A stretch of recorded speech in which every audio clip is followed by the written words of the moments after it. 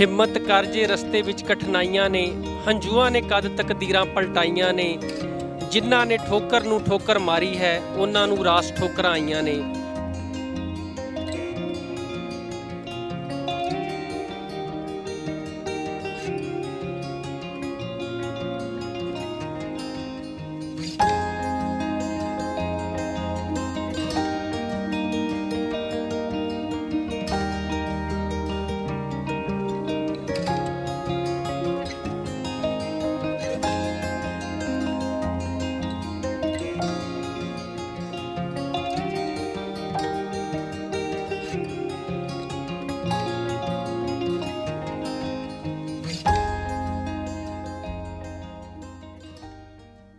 ਕਿਸੇ ਸ਼ਾਇਰ ਦੇ ਕਹੇ ਹੋਏ ਸ਼ਬਦ ਇਹ ਢੁਕਦੇ ਆ ਸਾਡੇ ਸਵਾਲ ਦੇ ਕਿਸਾਨ ਸਰਦਾਰ ਬਲਕਾਰ ਸਿੰਘ ਜੀ ਦੇ ਉੱਪਰ, ਜੋ ਕਿ ਬਲਾਕ ਸੁਲਤਾਨਪੁਰ ਲੋਧੀ ਤੋਂ 6 ਕਿਲੋਮੀਟਰ ਦੂਰੀ ਦੇ ਉੱਤੇ ਸਥਿਤ ਹੈ।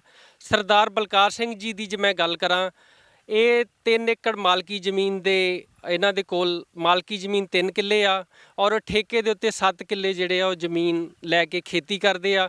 ਔਰ ਇਹਨਾਂ ਦੀ ਖੇਤੀ ਦੇ ਵਿੱਚ ਰਵਾਇਤੀ ਖੇਤੀ ਦੇ ਨਾਲ ਨਾਲ ਸਬਜ਼ੀਆਂ, ਗੋਭੀ, ਗਾਜਰ, ਮਟਰ ਔਰ ਜਿਹੜੀ ਆਪਣੇ ਸ਼ਿਮਲਾ ਮਿਰਚ ਆ, ਟਮਾਟਰ ਆ, ਇਹ ਸਾਰੀਆਂ ਆਪਣੇ ਖੇਤਾਂ ਦੇ ਵਿੱਚ ਉਗਾਉਂਦੇ ਆ।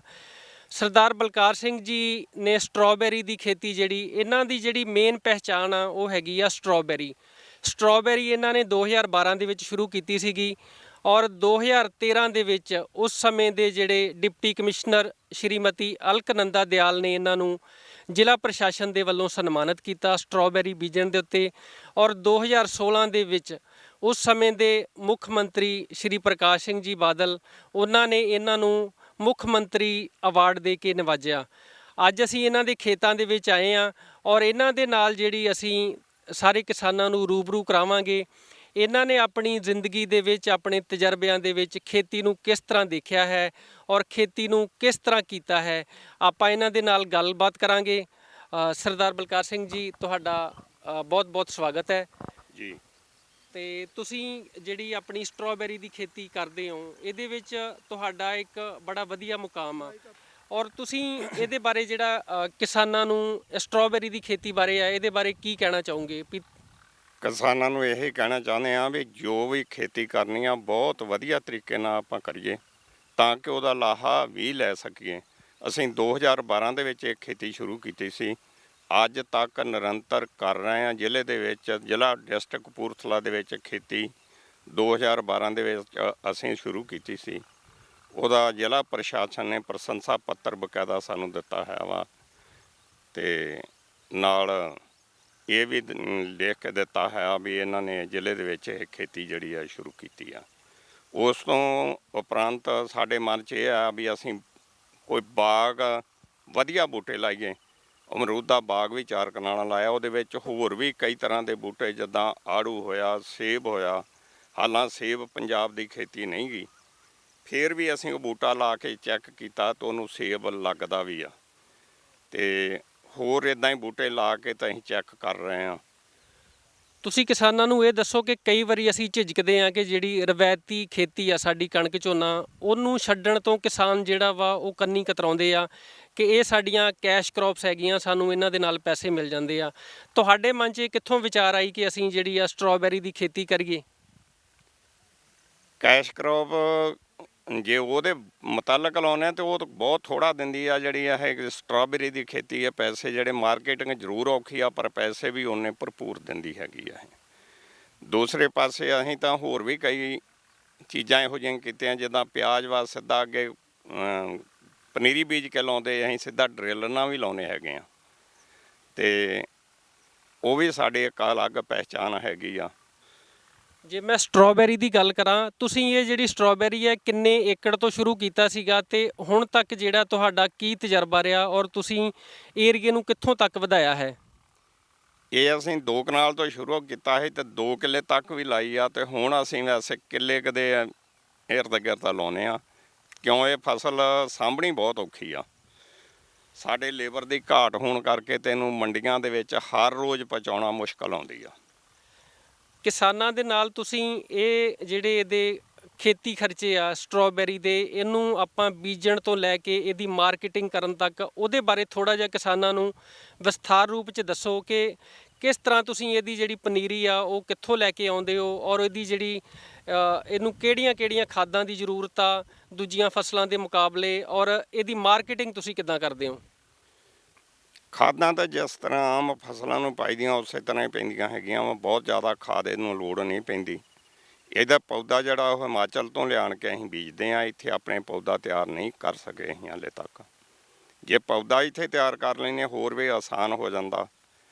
ਅਤੇ ਇਸ ਦੇ ਨਾਲ ਉਹ ਖਰਚਾ ਜਿਹੜਾ ਪੂਰਾ ਵਾ ਉਹ ਸਾਡਾ 1 ਲੱਖ ਰੁਪਈਆ, ਜੇ ਘਰ ਇੱਥੇ ਪੌਦਾ ਤਿਆਰ ਕਰਦੇ ਤਾਂ 1 ਲੱਖ ਰੁਪਈਆ ਖੇਤ ਮਗਰ ਬਚਦਾ।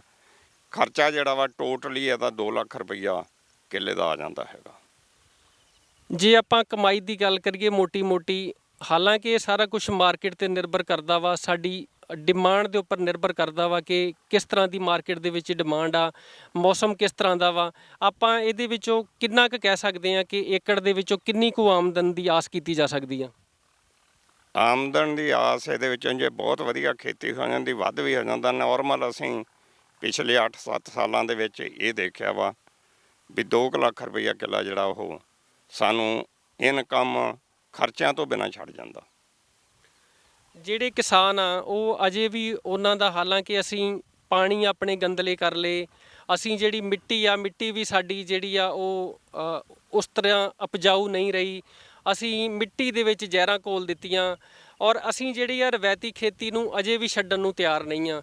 ਤੁਸੀਂ ਜਿਹੜੇ ਕਿਸਾਨ ਆ, ਕਈ ਵਾਰੀ ਇਹਨਾਂ ਦੇ ਵਿੱਚ ਇਹ ਗੱਲਾਂ ਹੁੰਦੀਆਂ ਕਿ ਇਹ ਜਿਹੜੀਆਂ ਚੀਜ਼ਾਂ ਵਾ, ਚਾਹੇ ਇਹ ਜਿਹੜੇ ਫਲ ਫਰੂਟ ਆ, ਇਹਨਾਂ ਨੂੰ ਅਸੀਂ ਉਸ ਤਰੀਕੇ ਦੇ ਨਾਲ ਆਪਣੀ ਪੰਜਾਬ ਦੀ ਜ਼ਮੀਨ ਦੇ ਵਿੱਚ, ਆਪਣੇ ਖੇਤਾਂ ਦੇ ਵਿੱਚ ਨਹੀਂ ਉਗਾ ਸਕਦੇ, ਇਹ ਮਾਰਕੀਟਿੰਗ ਦੀ ਸਮੱਸਿਆ ਆਉਂਦੀ ਆ। ਤੁਸੀਂ ਕਿਸ ਤਰ੍ਹਾਂ ਇਹ ਜਿਹੜੇ ਕਿਸਾਨ ਆ ਉਹਨਾਂ ਨੂੰ ਕੀ ਕਹਿਣਾ ਚਾਹੋਗੇ? ਤੁਸੀਂ ਉਹਨਾਂ ਨੂੰ ਕੀ ਸੁਨੇਹਾ ਦਿੰਦੇ ਹੋ ਕਿ ਜਿਹੜੀ ਇਹ ਖੇਤੀ ਆ, ਚਾਹੇ ਉਹ ਸਟ੍ਰਾਬੇਰੀ ਦੀ ਹੋ ਜਾਵੇ, ਚਾਹੇ ਤੁਸੀਂ ਅੱਧੇ ਕਿੱਲੇ ਦੇ ਵਿੱਚ ਅਮਰੂਦਾਂ ਦਾ ਬਾਗ ਲਾਇਆ ਵਾ, ਇਹ ਕਿਸ ਤਰ੍ਹਾਂ ਜਿਹੜੇ ਕਿਸਾਨ ਆ ਇਹਨਾਂ ਗੱਲਾਂ ਦੇ ਵੱਲ ਮੁੜਨ ਤਾਂ ਕਿ ਅਸੀਂ ਮੁੜ ਜਿਹੜਾ ਆਪਣਾ ਪੰਜਾਬ ਆ, ਮੁੜ ਜਿਹੜੀ ਆਪਣੀ ਮਿੱਟੀ ਆ ਉਹਨੂੰ ਉਸੇ ਲੀਹ 'ਤੇ ਲੈ ਕੇ ਆ ਸਕੀਏ ਜੋ ਬਾਬੇ ਨਾਨਕ ਨੇ ਸਾਨੂੰ ਦਿੱਤੀ ਸੀਗੀ, ਅਸੀਂ ਉਹ ਚੀਜ਼ਾਂ ਨੂੰ ਦੁਬਾਰਾ ਉਸ ਲੀਹ 'ਤੇ ਲੈ ਕੇ ਆ ਸਕੀਏ? ਇਹਨਾਂ ਚੀਜ਼ਾਂ ਦੇ ਜੇ ਤੇ ਉਸੇ ਲੀਹ 'ਤੇ ਜ਼ਮੀਨ ਨੂੰ ਲਿਆਉਣਾ ਤਾਂ ਸਭ ਤੋਂ ਪਹਿਲਾਂ ਸਾਨੂੰ ਆਪਣੇ ਖੇਤਾਂ ਦੇ ਵਿੱਚ ਅੱਗ ਜਿਹੜੀ ਵੇਸਟ ਨੂੰ ਲਾਉਂਦੇ ਆ ਉਹ ਰੋਕਣੀ ਪਊਗੀ। ਜੇ ਅਸੀਂ ਅੱਗ ਰੋਕ ਜਾਂਦੇ ਹਾਂ ਤਾਂ ਕਹਿ ਲਓ ਵੀ ਅੱਧਾ ਕੰਮ ਅਸੀਂ ਉੱਥੇ ਹੀ ਕਰ ਜਾਂਦੇ ਹੈਗੇ ਹਾਂ। ਮੈਂ ਆਪਦੇ ਖੇਤਾਂ ਦੇ ਵਿੱਚ ਪਿਛਲੇ 28 ਸਾਲਾਂ ਤੋਂ ਕਣਕ ਦੇ ਜਾਂ ਪਰਾਲੀ ਦੇ ਨਾੜ ਨੂੰ ਅੱਗ ਨਹੀਂ ਲੱਗਣ ਦਿੱਤੀ, ਉਹਨੂੰ ਵਿੱਚੇ ਮਿਲਾਉਣਾ ਹੈਗਾ। ਸਭ ਤੋਂ ਵੱਡੀ ਦਿੱਕਤ ਇੱਥੇ ਹੀ ਆ ਸਾਡੇ ਜ਼ਿਮੀਂਦਾਰਾਂ ਦੇ ਵੀ ਜਿੰਨੀਆਂ ਅਸੀਂ ਖਾਦਾਂ ਵਧਾਈ ਜਾਂਦੇ ਹਾਂ ਉਹ ਅੱਗ ਲਾਉਣ ਦੇ ਬਜਾਏ ਵੱਧਦੀਆਂ ਵਾ। ਅੱਜ ਦੇ ਸਮੇਂ ਦੇ ਵਿੱਚ ਜੇ ਅੱਜ ਦੀ ਲੋੜ ਗਿਣੀਆਂ ਬਹੁਤ ਹੀ ਜ਼ਿਆਦਾ, ਜਿਹੜੀ ਅੱਗ ਜਲਦੀ ਹੈ ਆਕਸੀਜਨ ਤੋਂ ਬਿਨਾਂ ਨਹੀਂ ਜਲਦੀ, ਅਤੇ ਅਸੀਂ ਆਕਸੀਜਨ, ਸਾਡਾ ਦੇਸ਼ ਜੂਝ ਵੀ ਰਿਹਾ ਤਾਂ ਫਿਰ ਵੀ ਆਕਸੀਜਨ ਜਿਹੜੀ ਆ ਜਾਲੀ ਜਾਂਦੀ ਅੱਗ ਲਾ ਕੇ। ਕਿਸਾਨ ਭਰਾਵੋ, ਅਸੀਂ ਸਭ ਤੋਂ ਪਹਿਲਾਂ ਤੇ ਮੈਂ ਸਰਦਾਰ ਬਲਕਾਰ ਸਿੰਘ ਜੀ ਨੂੰ ਵਧਾਈ ਦਿੰਦਾ ਕਿ ਇਹਨਾਂ ਨੇ ਪਿਛਲੇ 27-28 ਸਾਲ ਤੋਂ ਜਿਹੜੀ ਆ ਉਹ ਅੱਗ ਨਹੀਂ ਲਗਾਈ, ਔਰ ਇਹ ਜਿਹੜੀ ਅੱਗ ਇਹਨਾਂ ਨੇ ਨਹੀਂ ਲਗਾਈ, ਔਰ ਇਹਨਾਂ ਦੇ ਜੇ ਖੇਤਾਂ ਦੀ ਆਪਾਂ ਗੱਲ ਕਰੀਏ, ਇਹਨਾਂ ਦੇ ਖੇਤਾਂ ਦੀ ਮਿੱਟੀ ਦੀ ਗੱਲ ਕਰੀਏ, ਔਰ ਮਿੱਟੀ ਦੇ ਵਿੱਚ ਜਿਹੜਾ ਜੈਵਿਕ ਮਾਦਾ ਵਾ ਜੋ ਸਾਡੀ ਜ਼ਮੀਨ ਦੇ ਵਿੱਚ 0 ਤੋਂ 75% ਹੋਣਾ ਚਾਹੀਦਾ ਵਾ, ਉਹ ਆਮ ਖੇਤਾਂ ਦੇ ਵਿੱਚ 0 ਤੋਂ 20% ਹੁੰਦਾ। ਸੋ ਸਾਨੂੰ ਜਿਹੜੀ ਫਸਲਾਂ ਦੀ ਰਹਿੰਦ ਖੂੰਹਦ ਆ, ਚਾਹੇ ਸਬਜ਼ੀਆਂ ਦੀ ਰਹਿੰਦ ਖੂੰਹਦ ਆ, ਚਾਹੇ ਪਰਾਲੀ ਦੀ, ਚਾਹੇ ਕਣਕ ਦਾ ਨਾੜ ਆ, ਸਾਨੂੰ ਉਹ ਖੇਤਾਂ ਦੇ ਵਿੱਚ ਦਬਾਉਣਾ ਚਾਹੀਦਾ ਵਾ, ਔਰ ਤਾਂ ਹੀ ਅਸੀਂ ਆਪਣੀ ਜ਼ਮੀਨ ਨੂੰ ਉਪਜਾਊ ਬਣਾ ਸਕਦੇ ਹਾਂ, ਔਰ ਤਾਂ ਹੀ ਅਸੀਂ ਉਹਦੇ ਵਿੱਚੋਂ ਜਿਹੜੀ ਵੱਧ ਪੈਦਾਵਾਰ ਲੈ ਸਕਦੇ ਹਾਂ। ਸਟ੍ਰਾਬੇਰੀ ਜਿਹੜੀ ਆ ਜੀ, ਇਹ ਤੁਸੀਂ ਜਿਹੜੀ ਇਹਨੂੰ ਵੇਚਦੇ ਹੋ, ਇਹਦੀ ਮਾਰਕੀਟਿੰਗ ਕਿਸ ਤਰ੍ਹਾਂ ਕਰਦੇ ਹੋ? ਪੈਕਿੰਗ ਕਰਕੇ ਮੰਡੀਆਂ ਦੇ ਵਿੱਚ ਆਪਦੇ ਨਾਂ 'ਤੇ ਅਸੀਂ ਡੱਬੇ ਭੇਜਦੇ ਹਾਂ ਅਤੇ ਮੰਡੀਆਂ ਦੇ ਵਿੱਚ ਸਾਨੂੰ ਰੇਟ ਮਿਲਦਾ। ਬਾਕੀ ਲੋਕਲ ਇੱਥੋਂ ਮੋਟਰ ਤੋਂ ਆਣ ਕੇ ਬਹੁਤ ਲਿਜਾਂਦੇ ਸਾਡੇ ਕੋਲ, ਹਰ ਡੇਲੀ 6000 ਦੀ, 7000 ਦੀ, 8000 ਦੀ ਸੇਲ ਇੱਥੋਂ ਹੁੰਦੀ ਆ। ਹਾਂਜੀ, ਜਿਹੜੇ ਆਪਾਂ ਜੇ ਗੱਲ ਕਰੀਏ ਕੰਜ਼ਿਊਮਰ ਦੀ, ਖਪਤਕਾਰ ਦੀ, ਕੀ ਉਹ ਜਿਹੜੇ ਤੁਹਾਡੀ ਸਟ੍ਰਾਬੇਰੀ ਆ ਖੇਤਾਂ ਦੇ ਵਿੱਚ ਲਗਾਈ ਆ, ਇਹਨੂੰ ਖਾ ਕੇ ਔਰ ਇਹਦੀ ਕੁਆਲਿਟੀ ਤੋਂ ਸੰਤੁਸ਼ਟ ਆ? ਹਾਂਜੀ, ਜਿੰਨੇ ਕੰਜ਼ਿਊਮਰ ਆਉਂਦੇ ਆ ਇੱਥੋਂ ਤੱਕ ਵੀ ਕਈ ਬੰਦੇ ਦਿੱਲੀ ਤੱਕ ਸਾਡੇ ਕੋਲ ਜਾ ਰਹੇ ਆ, ਇੱਥੋਂ ਸਿੱਧੀ ਖੇਤ ਤੋਂ ਆਣ ਕੇ, ਅਤੇ ਉਹ ਇਸੇ ਕਰਕੇ ਲਿਜਾਂਦੇ ਵੀ ਫਰੈਸ਼ ਫਰੂਟ ਜਿਹੜਾ ਇੱਥੋਂ ਮਿਲਦਾ ਹੈਗਾ। ਬੜੀ ਵਧੀਆ ਗੱਲ ਆ ਜੀ। ਜਿਹੜੀ ਕਿਸਾਨ ਦੋਸਤੋ, ਜਿਸ ਤਰ੍ਹਾਂ ਅਸੀਂ ਬਲਕਾਰ ਸਿੰਘ ਜੀ ਦੇ ਕੋਲੋਂ ਆਪਾਂ ਇਹਨਾਂ ਦੀ ਜ਼ੁਬਾਨੀ ਇਹਨਾਂ ਦੀ ਸਕਸੈਸ ਸਟੋਰੀ, ਇਹਨਾਂ ਦੀ ਸਫਲ ਕਹਾਣੀ ਸੁਣੀ ਆ। ਬਲਕਾਰ ਸਿੰਘ ਜੀ, ਜੇ ਮੈਂ ਗੱਲ ਕਰਾਂ, ਤੁਹਾਨੂੰ ਸਰਕਾਰਾਂ ਵੱਲੋਂ ਚਾਹੇ ਜਿਹੜੇ ਮਹਿਕਮਿਆਂ ਵੱਲੋਂ ਕੋਈ ਵਿਭਾਗੀ ਸਪੋਰਟ ਮਿਲੀ ਹੋਵੇ, ਚਾਹੇ ਸਰਕਾਰਾਂ ਨੇ, ਪ੍ਰਸ਼ਾਸਨ ਨੇ ਤੁਹਾਨੂੰ ਕੀ ਸਪੋਰਟ ਦਿੱਤੀ ਆ, ਔਰ ਜਿਹੜੇ ਤੁਹਾਨੂੰ ਮਾਨ ਸਨਮਾਨ ਦੇ ਬਾਰੇ ਕਿਸਾਨਾਂ ਦੇ ਨਾਲ ਆਪਣੇ ਵਿਚਾਰ ਸਾਂਝੇ ਕਰੋ। ਮਾਨ ਸਨਮਾਨ ਦੀ ਗੱਲ ਕਰੀਏ, ਉਹ ਤਾਂ ਸਰਕਾਰ ਵੱਲੋਂ ਸਾਨੂੰ ਮਿਲਿਆ, ਪਰ ਇੱਕ ਸੀਐਮ ਸਾਹਿਬ ਨੇ ਸਾਡਾ ਸਿੱਧਾ ਵਾਅਦਾ ਕੀਤਾ ਸੀਗਾ ਵੀ 1 ਸਾਲ ਦਾ ਇਹ ਫਸਲ ਦਾ ਖਰਚਾ ਤੁਹਾਨੂੰ ਦੇਵਾਂਗੇ, ਉਹ ਸਾਨੂੰ ਉਸ ਟਾਈਮ 'ਤੇ ਨਹੀਂ ਮਿਲਿਆ। ਬਾਕੀ ਬਾਗਬਾਨੀ ਮਹਿਕਮੇ ਨੇ ਇਹਦੇ 'ਤੇ ਸਾਨੂੰ 1 ਸਾਲ ਸਬਸਿਡੀ ਜ਼ਰੂਰ ਦੇ ਦਿੱਤੀ ਹੈਗੀ ਆ। ਹੁਣ ਜੇ ਆਪਾਂ ਕਹੀਏ ਕਿਸਾਨਾਂ ਨੂੰ ਇਹ ਚੀਜ਼ਾਂ ਦੇ ਵੱਲ ਪ੍ਰੇਰਿਤ ਕਰਨ ਵਾਸਤੇ, ਤੁਸੀਂ ਸਰਕਾਰਾਂ ਦੇ ਕੋਲੋਂ ਚਾਹੇ ਮਹਿਕਮਿਆਂ ਦੇ ਕੋਲੋਂ ਕੀ ਮੰਗ ਕਰਦੇ ਹੋ ਕਿ ਕਿਹੜੀ ਚੀਜ਼ ਆ ਉਹ ਜਿਹੜੀ ਮਿਲਣੀ ਚਾਹੀਦੀ ਆ, ਤਾਂ ਕਿ ਜਿਹੜੇ ਕਿਸਾਨ ਆ ਉਹ ਰਵਾਇਤੀ ਖੇਤੀ ਨੂੰ ਛੱਡ ਕੇ ਜੋ ਫਸਲੀ ਵਿਭਿੰਨਤਾ ਵਾ, ਅਸੀਂ ਫਸਲੀ ਵਿਭਿੰਨਤਾ ਦੇ ਵੱਲ ਆ ਸਕੀਏ। ਫਸਲੀ ਵਿਭਿੰਨਤਾ ਦੇ ਵਿੱਚ ਜਦੋਂ ਅਸੀਂ ਨਵੇਂ ਕੋਈ ਕੰਮ ਕਰਦੇ ਹਾਂ ਤਾਂ ਉਹਦੇ ਵਿੱਚ ਲੋਸ ਹੁੰਦਾ ਵਾ। ਉਹ ਲੋਸ ਜਿਹੜਾ ਸਰਕਾਰਾਂ ਕਿਸੇ ਨਾ ਕਿਸੇ ਵੀ ਤਰ੍ਹਾਂ ਉਹਦੀ ਪੂਰਤੀ ਲਈ ਅੱਗੇ ਆਉਣ, ਤਾਂ ਹੀ ਜ਼ਿਮੀਂਦਾਰ ਜਿਹੜਾ ਵਾ ਇਸ ਬੰਨੇ ਨੂੰ ਛੱਡ ਕੇ ਤੇ ਰਵਾਇਤੀ ਖੇਤੀ ਤੋਂ ਦੂਜੇ ਪਾਸੇ ਨੂੰ ਜਾ ਸਕਦਾ। ਜੇ ਮੈਂ ਤੁਹਾਡੇ ਖੇਤਾਂ ਦੀ ਗੱਲ ਕਰਾਂ, ਔਰ ਮੈਨੂੰ ਪਤਾ ਹੈ ਕਿ ਤੁਸੀਂ ਆਪਣੇ ਖੇਤਾਂ ਦੇ ਵਿੱਚ ਮੱਖੀਆਂ ਵਾਲੇ ਬਕਸੇ ਵੀ ਰੱਖੇ ਆ, ਜੋ ਸ਼ਹਿਦ ਦੀਆਂ ਮੱਖੀਆਂ ਵਾ, ਉਹਦੇ ਬਾਰੇ ਕਿਸਾਨਾਂ ਨੂੰ ਤੁਸੀਂ ਦੱਸੋ ਕਿ ਤੁਹਾਡੇ ਕੋਲ ਕਿੰਨੇ ਬਕਸੇ ਆ, ਔਰ ਉਹਨਾਂ ਦੀ ਜਿਹੜੀ ਸ਼ਹਿਦ ਦੀ ਕੀ ਔਸਤ ਰਹਿ ਜਾਂਦੀ ਆ, ਔਰ ਤੁਸੀਂ ਉਹਦੀ ਮਾਰਕੀਟਿੰਗ ਕਿੱਦਾਂ ਕਰਦੇ ਹੋ? ਸ਼ਹਿਦ ਦੀਆਂ ਜਿਹੜੇ 60 ਬਕਸੇ ਅਸੀਂ ਰੱਖੇ ਹੋਏ ਆ, ਉਹ ਸਾਡੇ ਸ਼ਹਿਦ ਦੀ ਮਾਰਕੀਟਿੰਗ ਵੀ ਘਰ ਤੋਂ ਹੀ ਹੋ ਜਾਂਦੀ ਆ। ਤੇ ਨਿਰੀ ਸ਼ਹਿਦ ਦੀ ਮਾਰਕੀਟਿੰਗ ਨਹੀਂ, ਉਹਦੇ ਨਾਲ ਸਾਡੀ ਉਪਜ ਵੀ ਵੱਧਦੀ ਆ। ਸ਼ਹਿਦ ਦੀਆਂ ਮੱਖੀਆਂ ਪਰਾਗਣ ਕਰਦੀਆਂ ਤਾਂ ਹਰ ਇੱਕ ਉਪਜ ਜਿਹੜੀ ਆ ਉਹ ਹੀ ਵੱਧ ਜਾਂਦੀ। ਸਾਨੂੰ ਉਹ ਬਹੁਤ ਵੱਡਾ ਬੈਨੀਫਿਟ ਮਿਲਦਾ ਉਹਦੇ ਵਿੱਚ। ਤੁਹਾਡੇ ਪਰਿਵਾਰ ਦੇ ਮੈਂਬਰਾਂ ਦੇ ਵਿੱਚੋਂ ਕਿਹੜਾ ਤੁਹਾਡੇ ਪਰਿਵਾਰ ਦੇ ਮੈਂਬਰ ਆ, ਕਿਹੜੇ ਪਰਿਵਾਰ ਦੇ ਜੀ ਆ ਜਿਹੜੇ ਤੁਹਾਡੇ ਨਾਲ ਖੇਤੀ ਦੇ ਵਿੱਚ ਹੱਥ ਵਟਾਉਂਦੇ ਆ, ਤੁਹਾਨੂੰ ਮਾਰਕੀਟਿੰਗ ਦੇ ਵਿੱਚ ਸਹਾਇਤਾ ਕਰਦੇ ਆ? ਮੇਰਾ ਬੇਟਾ ਵਾ ਸੁਖਜਿੰਦਰ ਸਿੰਘ, ਮੇਰੀ ਨੂੰਹ ਵਾ ਰਮਨਦੀਪ ਕੌਰ, ਘਰ ਵਾਲੀ ਵਾਈਫ ਆ ਸੁਰਿੰਦਰ ਕੌਰ, ਤੇ ਪੁੱਤਰਾ ਵਾ ਪ੍ਰਭਲੀਨ ਸਿੰਘ। ਸਾਰੇ ਹੀ ਅਸੀਂ ਤਕਰੀਬਨ ਖੇਤੀ ਦੇ ਵਿੱਚ ਥੋੜ੍ਹਾ ਬਹੁਤ ਇੱਕ ਦੂਜੇ ਨਾਲ ਹੱਥ ਵਟਾਉਂਦੇ ਰਹਿੰਦੇ ਹਾਂ। ਚਾਹੇ ਮੇਰਾ ਪੋਤਰਾ ਬਹੁਤ ਛੋਟਾ ਵਾ, ਫਿਰ ਵੀ ਉਹ ਪੜ੍ਹਾਈ ਦੇ ਨਾਲ ਸਾਡੇ ਨਾਲ ਕੰਮ 'ਚ ਵੀ ਪੂਰਾ ਹੱਥ ਵਟਾਉਂਦਾ ਹੈ। ਜੇ ਆਪਾਂ ਗੱਲ ਕਰੀਏ ਅੱਜ ਕੱਲ੍ਹ ਦੀ ਮਾਰਕੀਟਿੰਗ ਦੀ, ਅਸੀਂ ਐਡਵਾਂਸ ਹੋ ਗਏ, ਟੈਕਨੋਲੋਜੀ ਆ ਗਈ। ਅੱਜ ਕੱਲ੍ਹ ਦੇ ਜ਼ਮਾਨੇ ਦੇ ਵਿੱਚ ਤੁਹਾਡਾ ਬੇਟਾ ਵੀ ਇਸ ਚੀਜ਼ ਨੂੰ ਵਰਤਦਾ ਹੋਏਗਾ, ਸੋਸ਼ਲ ਮੀਡੀਆ ਨੂੰ, ਫੇਸਬੁੱਕ ਕਹਿ ਲਈਏ ਆਪਾਂ, ਵਟਸਐਪ ਕਹਿ ਲਈਏ, ਚਾਹੇ ਯੂਟਿਊਬ ਕਹਿ ਲਈਏ, ਉਹਦੇ ਵਿੱਚ ਤੁਸੀਂ ਆਪਣੀ ਫਸਲ ਨੂੰ, ਚਾਹੇ ਜਿਹੜੇ ਬਾਕੀ ਕਿਸਾਨ ਆ ਸਾਡੇ ਪੰਜਾਬ ਦੇ, ਉਹਨਾਂ ਦੀ ਫਸਲ ਨੂੰ ਔਨਲਾਈਨਿੰਗ ਮਾਰਕੀਟਿੰਗ ਕਰਨ ਵਾਸਤੇ ਤੁਸੀਂ ਸੋਸ਼ਲ ਮੀਡੀਆ, ਫੇਸਬੁੱਕ ਅਤੇ ਵਟਸਐਪ ਦਾ ਕਿੰਨਾ ਯੋਗਦਾਨ ਸਮਝਦੇ ਹੋ? ਬਹੁਤ ਵੱਡਾ ਯੋਗਦਾਨ ਸਮਝਦੇ ਹੋ ਉਸ ਚੀਜ਼ ਦਾ। ਉਸੇ ਨੇ ਪਿਛਲੇ ਸਾਲ ਵੀ ਲਾਕਡਾਊਨ 'ਚ ਸਾਨੂੰ ਬਚਾਇਆ ਸੀ, ਤੇ ਇਸ ਸਾਲ ਵੀ ਉਸ ਚੀਜ਼ ਨੇ ਸਾਨੂੰ ਬਹੁਤ ਜ਼ਿਆਦਾ ਮਦਦ ਦਿੱਤੀ। ਕੋਈ ਆਪਣਾ ਜਿਹੜਾ ਤੁਹਾਨੂੰ ਲਾਕਡਾਊਨ ਦੇ ਵਿੱਚ ਸੋਸ਼ਲ ਮੀਡੀਆ ਤੋਂ ਫਾਇਦਾ ਹੋਇਆ, ਉਹਦਾ ਕਿਸਾਨਾਂ ਦੇ ਨਾਲ ਤਜਰਬਾ ਸਾਂਝਾ ਕਰੋ। ਜਿੱਦਾਂ ਖੇਤੀਬਾੜੀ ਮਹਿਕਮਾ ਹੋਇਆ ਜਾਂ ਬਾਗਬਾਨੀ ਮਹਿਕਮਾ ਹੋਇਆ, ਇਹਨਾਂ ਨੇ ਆਪਣੇ ਜਿਹੜੇ ਗਰੁੱਪ ਬਣਾਏ, ਉਹਨਾਂ ਦੇ ਵਿੱਚ ਸਾਡਾ ਸੋਸ਼ਲ ਮੀਡੀਆ 'ਤੇ ਪਾ ਦਿਆ। ਉਹਦੇ ਨਾਲ ਸਾਡੀ ਹੋਰ ਇਨਕਮ ਜਿਹੜੀ ਆ ਉਹ ਵਧੀ ਆ।